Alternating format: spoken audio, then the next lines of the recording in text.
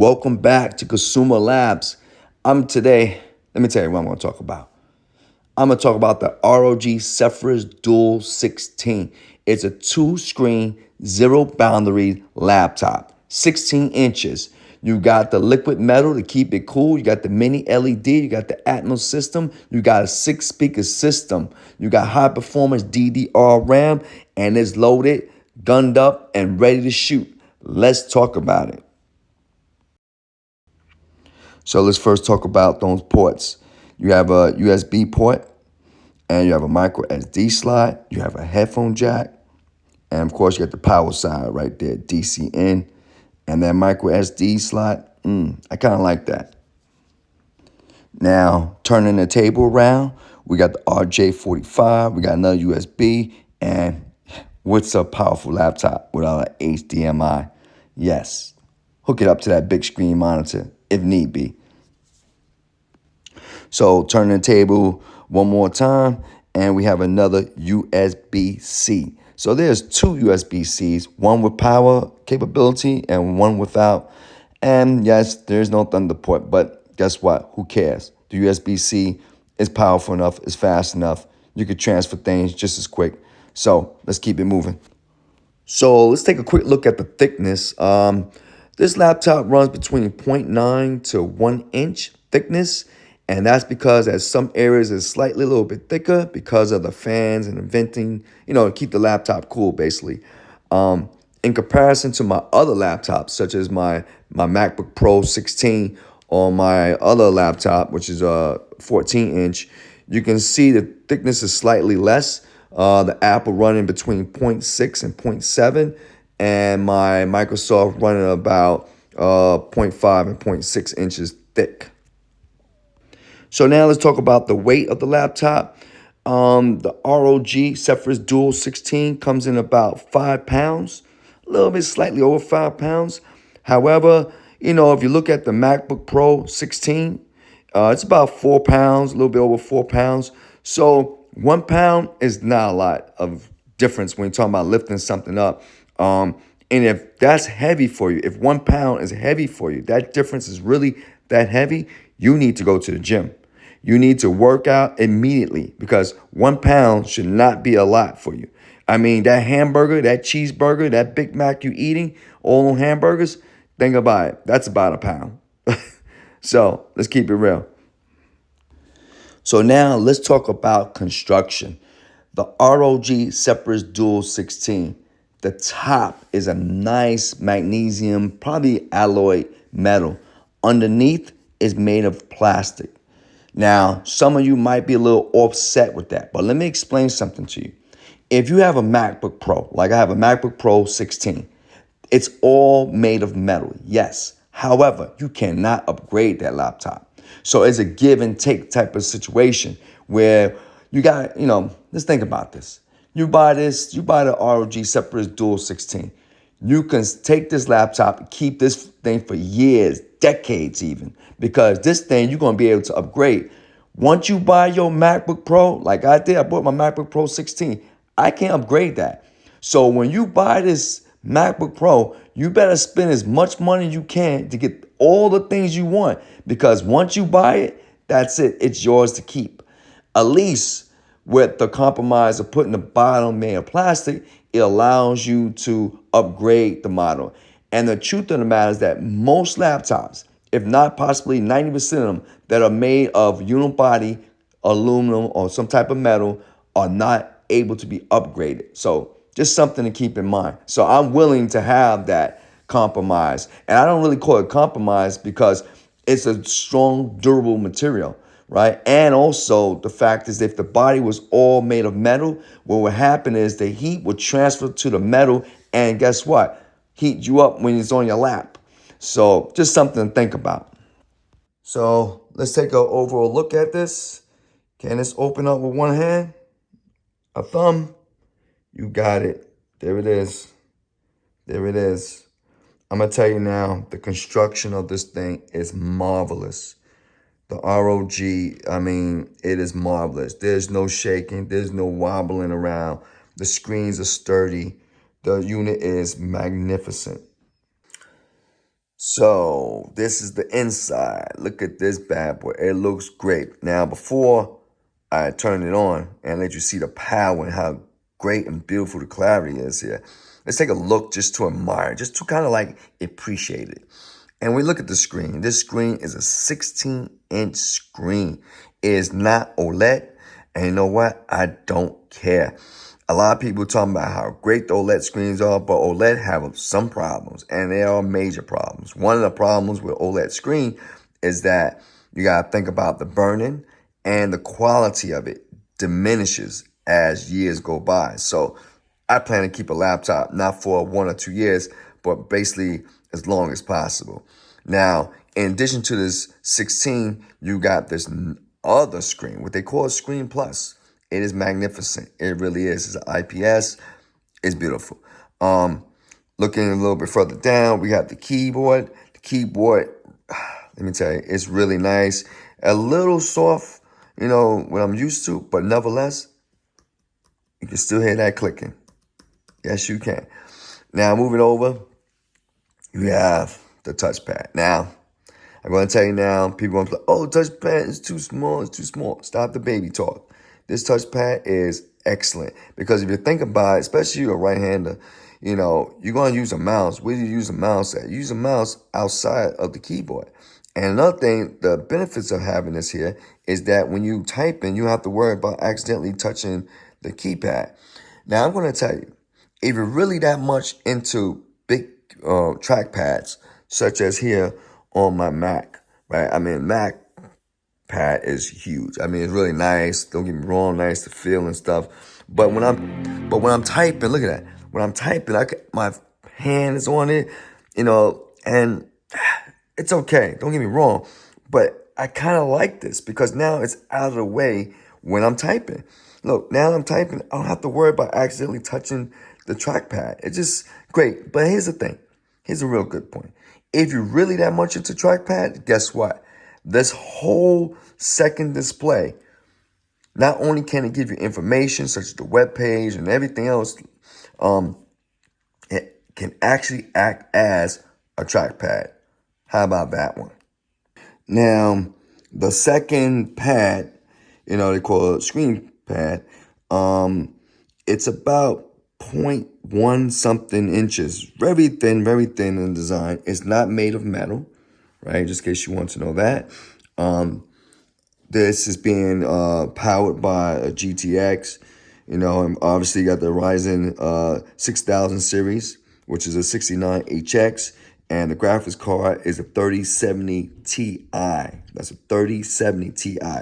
So this is more than powerful enough to do anything you want to do and run two screens simultaneously. It's just all around a beast of the machine. It really is. And so now we're going to take a quick look underneath the display, the Screen Plus display, and you can see that there is those circles that you see. That's the intake to help cool down the system. This is magnificent, and you can see that new hinge design there as well, which helps cause the display to pick up and slide back along with the monitor. Magnificent design, I must say, because with this design, what happens is the screen itself never heats up, which is good for longevity. Think about it. Some of the other displays, I should say designs, what happened was the heat is transferred to the display. I'm talking about the 16-inch display, and that's not a good thing because you don't know what the ramifications are going to be later on. And you can see that it got a lot of vents, lots and lots of vents. So it's a magnificent design. Someone complained about, oh, what about the dust? Listen, clean it. That's all you got to do. Wipe it off and clean it. Like anything else, man. Come on. Stop the nonsense. All right? So let's take a look at this. Let's turn it on and see how it looks powered up. So now it's time to start this bad boy up.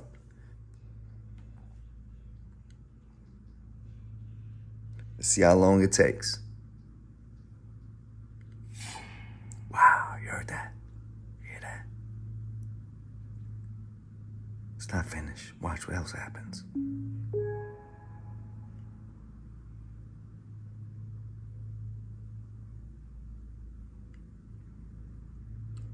By the way, I have Windows Face ID.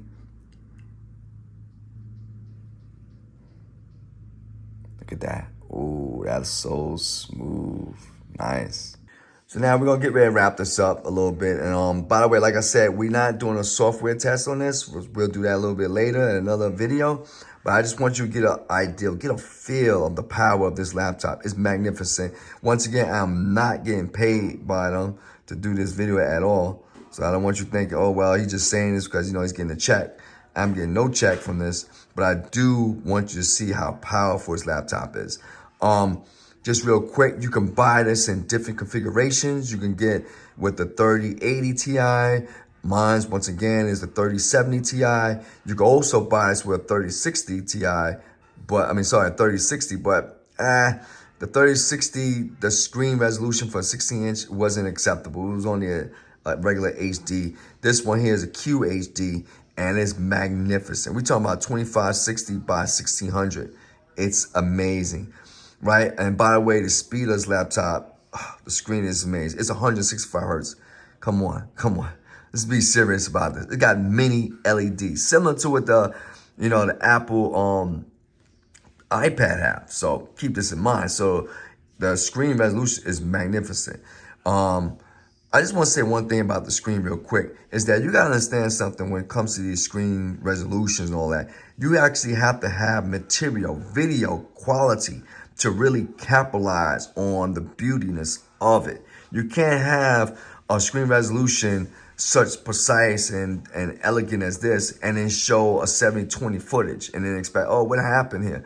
It's a 720 footage. The screen resolution is much higher than that. So just keep that in mind when you're actually going out there looking at various laptops.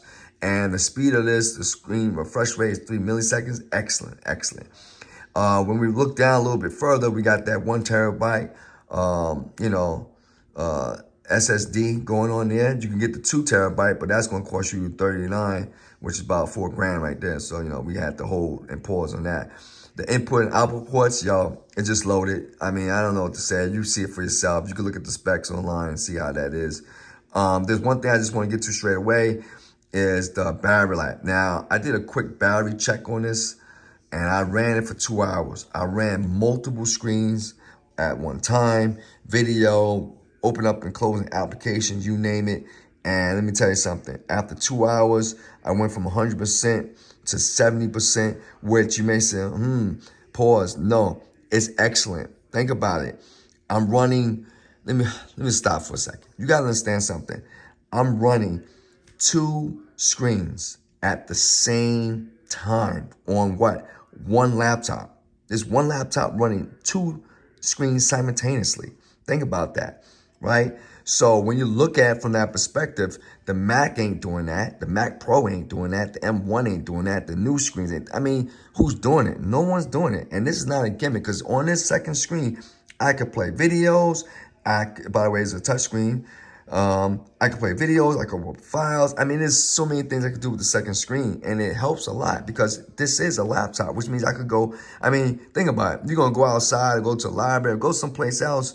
Are you going to break out 2 screens? No, you got it right here. You don't need to do that. Everything's here, man. I'm telling you, it's powerful laptop that it is. So from 2 hours, from 100 to 70%, that's very good. I'm talking about full throttle. Of course, we're going to keep doing some battery tests, running other type of applications, but I just want to give you a feel how powerful this laptop is. Before I go, I want to address one more thing, and it's the elephant in the room about the Asus Zephyrus 16 2022 edition model. They talk about the hand placement, because if you notice with the 2 screens, your hand placement for the keyboard is different.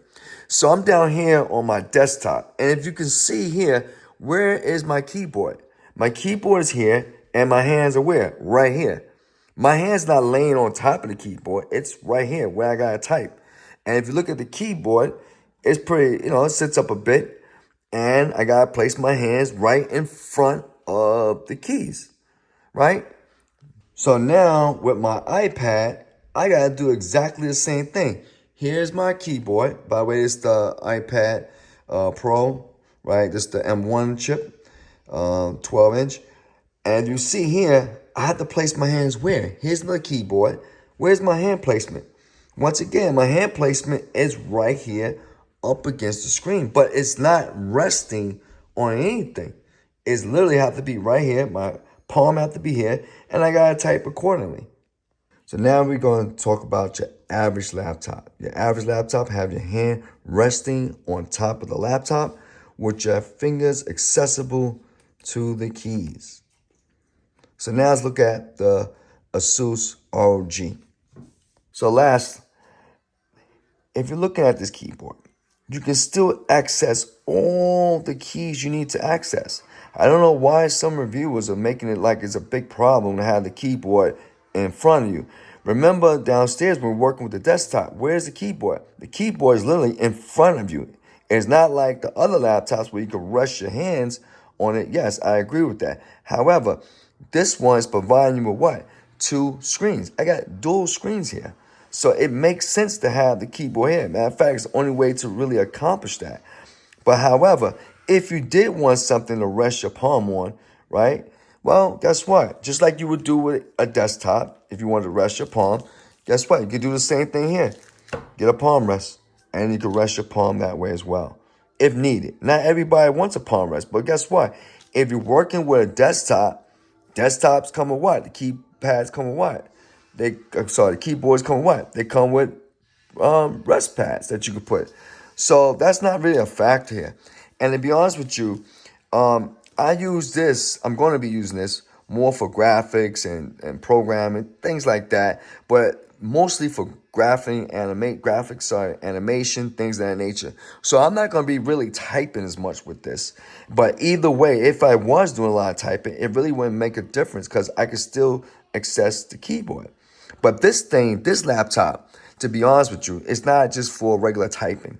I'll use some of my other laptops for that. This laptop is a beast of a machine. It's designed for games, for powerful applications and programs. That's what this is for. This one's going to do Blender, Unreal Engine, iClone, things of that, applications like that, where it requires you to have a beefy processor, powerful system. One thing I will say about this, when I was operating this, I'm telling you now, the fans wasn't making a lot of noise at all. Zero noise. I mean, it's really, really a great system. And this dual panel is magnificent. I mean, the fact that I can take this and activate so many things on the second panel is just really amazing.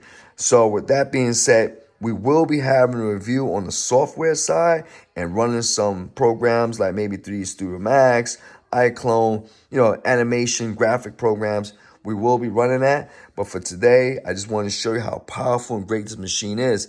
And once again, this here is the Asus ROG Zephyrus 16 2022. This one is configured with 3070 Ti, and it have the Ryzen 6900 series HX. I should put that in there. 1 terabyte. Is a powerful machine. The cost of this machine, it should not be a problem for you because this machine is not just for having a good time, but also for production work. This machine is going to pay for itself, especially if you're into any type of business, right? So with that being said, I know it's kind of long, but nevertheless, once again, we'll be back. Another video we're going to do with the software side of it and do a little bit more testing. And so you can get a bigger picture of how great this machine is. Until next time.